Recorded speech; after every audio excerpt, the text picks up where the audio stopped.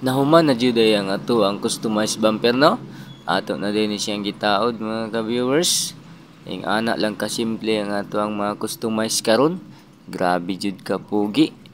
So kung kamo kursunada mo nga magpa-customize sa inyong mga unit, labi na ang D64 o D17 nga mga unit, klase-klase daay nga mga sakyanan ang among gina-customize mga ka-viewers.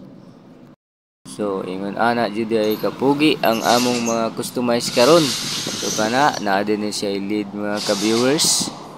O kana nga unit mauna ni siya. Na po day siya hook na atong gitaod. Grabe jud kasino mga ka-viewers. Ingon ana amo ang mga repaint nga mga pagkatrabaho.